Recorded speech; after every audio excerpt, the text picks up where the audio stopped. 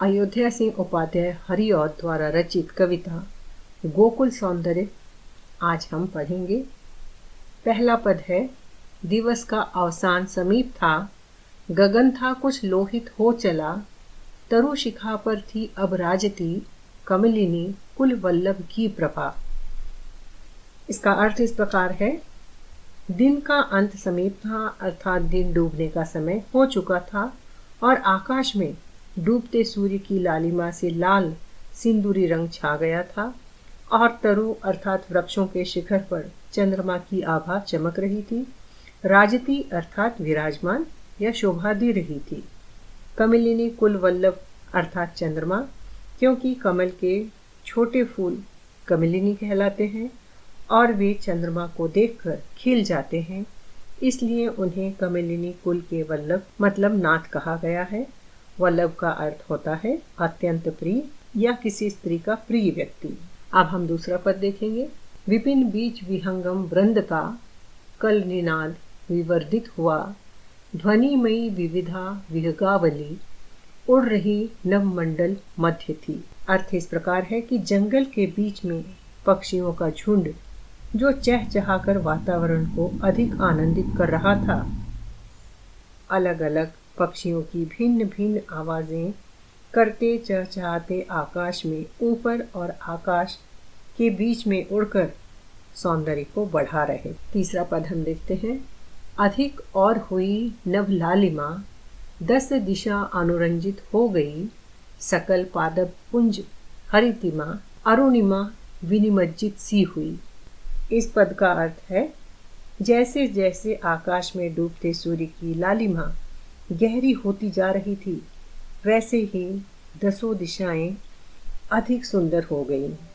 सभी पेड़ पौधे वृक्ष की हरियाली, आभा अरुणिमा अर्थात सूर्य अर्थात डूबते सूर्य की लाली में मिलकर एक अनोखा सुंदर दृश्य उपस्थित कर रहे थे। विनिमज्जित एक दूसरे में ऐसे घुल मिल गए। विनिमज्जित का अर्थ है एक दूसरे में ऐसे घुल मिल जाना जो अलग कभी थे ही नहीं और सुंदरता में अधिक बढ़ोतरी करना। अगला पद इस प्रकार है। झलकने पुलिनों पर भी लगी, गगन के तल की यह लालिमा, सरी सरोवर के जल में पड़ी, अरुणता अति ही रमणीय थी। अर्थ इस प्रकार है कि आकाश में फैली डूबते सूर्य की लालिमा अब पुलिनों पर भी फैल रही थी। पुलिनों अर्थात रेत तथा नदी तट पर फैली रेत भी अब डूबते सूर्य की लालिमा से चमक रही थी। डूबते सूर्य की आभा रेत पर भी चमक रही थी।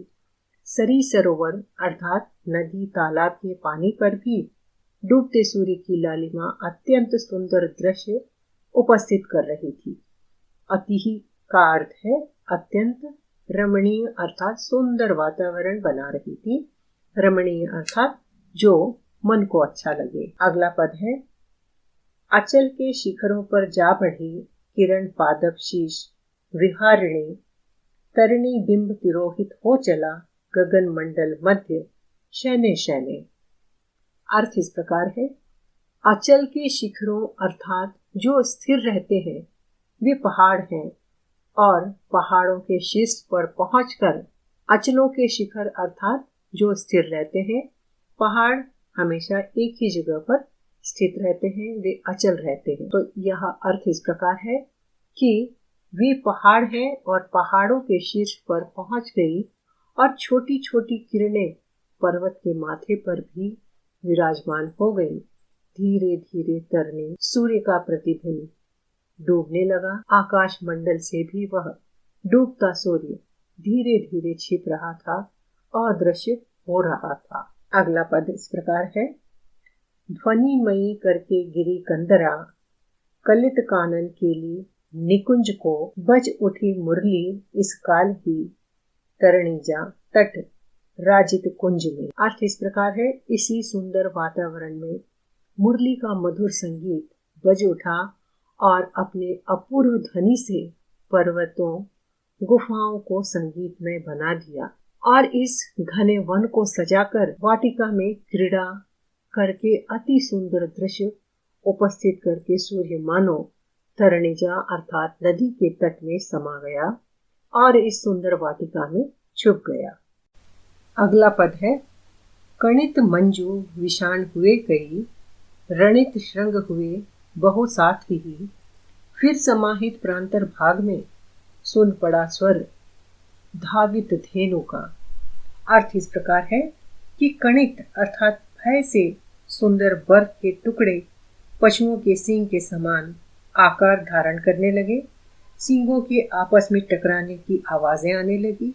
फिर ऐसा लगा कि सभी किसी निर्जन स्थान पर व्यवस्थित रूप से एकत्रित हुए तथा तभी गायों के दौड़ने का स्वर सुनाई देने लगा और ये दौड़ने की आवाज आने लगी और जंगल में हम देखते हैं कि एक विशेष प्रकार का वातावरण उपस्थित हो गया। अगला पद है, निमिष में वन व्यापित वीथिका, विविध धेनु विभूषित हो गई, धवल धूसर वत्स समूह भी, विलसता जिनके दल साधता। अर्थ इस प्रकार है कि निमिष में मतलब एक क्षण में ही या पलक झपकते ही वन के सभी मार्ग अलग अलग तरह की गायों से भर गए। यह जंगल के रास्ते पलक झपकते ही गायों के आने से सज गए। साथ ही उन गायों के सफेद बछड़े भी थे, उनके साथ थे, जो वहां की शोभा को और अधिक बढ़ा रहे थे। दलों के कारण सब दृश्य बहुत सुंदर लग रहा था। वहां की शोभा अति मनोहर लग रही थी। अगला पद है, जब हुए समवेत शैने शैने, सकल गोप सधेनु समंडली, तब चले ब्रजभूषण को लिए अति अलंकृत गोकुल ग्राम को। अर्थ इस प्रकार है कि जब धीरे धीरे गायें और बछड़े सब इकट्ठे हुए, जिनमें पूरा ग्वाल कुल और उनकी गायों की मंडली एकत्र हो गई, तब वे सब मिलकर ब्रजभूषण अर्थात ब्रज के लाल के साथ सज धज कर गोकुल गांव की ओर चल पड़े।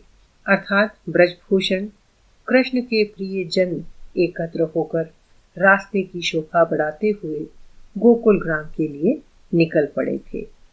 अगला पद है, गगन मंडल में रज छा गई, 10 दिशा बहु शब्दमयी हुई, विशद गोकुल के प्रति गेह में बह चला वर स्त्रोत विनोद का।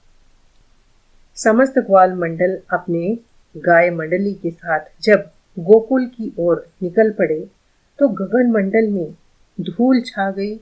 10 दिशाएं इनके पैरों की आवाजों से गूंज उठी तथा विशाल गोकुल प्रदेश के प्रत्येक घर में खुशी की लहर दौड़ गई जब पता चला कि ब्रजभूषण अपनी ग्वाल मंडली और धेनुओं के साथ आ रहे हैं। अगला पद है, सकल वासर आकुल से रहे, अखिल मानव गोकुल ग्राम के, अब दिनांत विलोकत ही बढ़ी, ब्रज विभूषण दर्शन लालसा। जिसका अर्थ है, जैसे ही खबर मिली और खबर मिलते ही कि ब्रजभूषण समस्त गोकुल और धेनु मंडली के साथ गोकुल आ रहे हैं, तो वहां के लोग दिन भर व्याकुल हो रहे थे और इस व्याकुलता में दिनांत अर्थात दिन का अंत हो गया। ब्रजभूषण को देखने की इच्छा शाम होते होते तीव्र होने लगी और व्याकुलता वहां के लोगों की अधिक बढ़ गई। अगला पद इस प्रकार है, सुन पड़ा स्वर ज्यों कल वेणु का, सकल ग्राम समुत्सुक हो उठा, हृदय यंत्र निनाद हो गया, तुरंत ही अनियंत्रित भाव से। अर्थ इस प्रकार है कि गोकुल वासियों को जैसे ही वेणु की सुरीली तान सुनाई दी तो पूरा गांव उन्हें देखने के लिए उत्सुक हो गया। मुरली की मीठी धुन सुनते ही गोकुलवासी अनियंत्रित हो गए, जिससे और उन लोगों के हृदय से मानो एक वाद्य यंत्र रूपी संगीत फूट रहा हो। यहाँ लोग ब्रजभूषण को देखने की लालसा का बहुत ही सुंदरता से वर्णन कवि ने बताया है। अगला पद इस प्रकार है, बहु युव युवती गृह बालिका, विपुल बालक वृद्ध वयस्क भी, विवश से निकले निज गेह से, स्वद्रग का दुख मोचन के लिए। और जैसे ही लोगों को आभास हुआ कि ब्रजभूषण आसपास ही पहुंच गए हैं, तो वहां के कुलवधुएं, नवयुवतियां, गृहलक्ष्मी, छोटी बालिकाएं, बालक, युवा, वृद्ध, जवान सभी अपने अपने घर से जैसे विवश होकर उनकी ओर खींचे चले आए हों, अपनी आंख के दुख को दूर करने के लिए श्याम की सुंदर सूरत की ओर बढ़ने लगे। और सुबह से लेकर जो इंतजार करते करते उनकी आंखें थक गई थी, दुख प्राप्त कर रही थी, उस दुख को ब्रजभूषण के दर्शन से सुख में बदल देने के लिए सारी भीड़, सारे गोकुलवासी उमड़ पड़े। अगला पद इस प्रकार है। इधर गोकुल से जनता कढ़ी, उमगती पगती अति मोद में, उधर आ पहुंची बलबीर की, विपुल धेनु विमंडित मंडली। जिसका अर्थ इस प्रकार है कि कवि कहते हैं कि एक ओर से गोकुलवासी जनता अपने अपने घरों से खुशी और उमंग में झूमते हुए निकल पड़ी, तो दूसरी तरफ से बलबीर अपनी धेनु विशाल मंडली के साथ वहां पहुंच गए और वहां अति सुंदर दृश्य उपस्थित हो गया। अब हम अंतिम पद देखते हैं जो इस प्रकार है।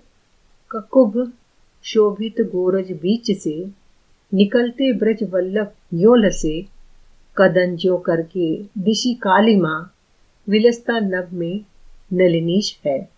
कवि ने यहाँ पर गोकुल और ब्रज तथा बलबीर की सेना के मिलन का अति सुंदर दृश्य उपस्थित किया है। वे कहते हैं कि जब दोनों ओर की धेनु मंडली एक स्थान पर मिली, तो गोधूली से आकाश ढक गया और उस धूल से सने आकाश से ब्रजभूषण कृष्ण ऐसे लग रहे थे जैसे कोई विशाल वृक्ष बीच में खड़ा है और ब्रजवल्लभ अति सुंदर लग रहे हैं। ऐसा लग रहा था कि उनकी उपस्थिति की चमक ने शाम के समय की कालिमा को हटा दिया है और आकाश में नलिनीश अर्थात कमलिनी के नाथ चंद्रमा के समान सुंदर दिखाई दे रहे हैं। इस कृष्ण का सौंदर्य प्रकृति की सुंदरता को बढ़ा ही रहा था, साथ ही गोकुलवासियों, ब्रजवासियों, गायों सभी को प्रफुल्लित भी कर रहा था। तो इस प्रकार हम देखते हैं कि सभी पदों की व्याख्या यहाँ पर पूरी होती है। अब हम अगली पाठ्य सामग्री की ओर आगे बढ़ते हैं कि आपको प्रश्न पत्र में पहला प्रश्न आता है। निम्नलिखित प्रश्नों के उत्तर एक शब्द या वाक्यांश में लिखिए। जिसके लिए यहाँ पर इस कविता पर आधारित कुछ प्रश्न मैंने तैयार किए हैं और जिनके उत्तर भी लिखे हैं, और यह प्रश्न उत्तर आपको सारांश लिखने में भी सहायता करेंगे और ससंदर्भ व्याख्या करने में भी सहायता करेंगे। और यहाँ आपको इन प्रश्नों के उत्तर एक शब्द में ही लिखने होते हैं, इस बात का आपको ध्यान रखना है। और इसके बाद हम अगले चरण में पहुँचते हैं। दूसरा प्रश्न आता है, ससंदर्भ व्याख्या कीजिए। आपको पूरी किताब में से 3 प्रश्न दिए जाएंगे जिनमें से आपको ससंदर्भ व्याख्या करनी होती है। तो यहाँ आप वीडियो के पहले भाग का सहारा ले सकते हैं। और तीसरा प्रश्न आता है, कविता का सारांश लिखकर उसकी विशेषताओं पर प्रकाश डालिए। तो यहाँ पर आप देख रहे हैं कविता का सारांश बिंदु रूप में पॉइंट वाइज बना दिया गया है, जिससे आपको पूरी सहायता मिल सकती है।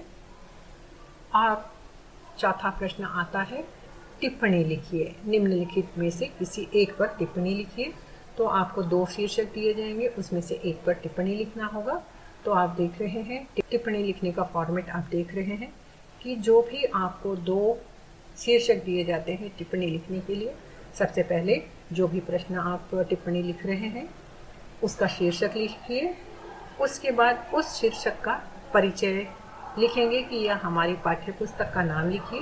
उसके बाद कविता और कवि का नाम लिखिए और एक संक्षिप्त रूप से उस शीर्षक के विषय में कविता के आधार पर आपको टिप्पणी तैयार करना है, जो 5 अंक के लिए एक प्रश्न होगा जिसे आप यहाँ पर देख रहे हैं। इस प्रकार छात्रों यह पाठ्य सामग्री पूरी होती है। मुझे आशा है आपको यह जरूर उपयोगी होगी।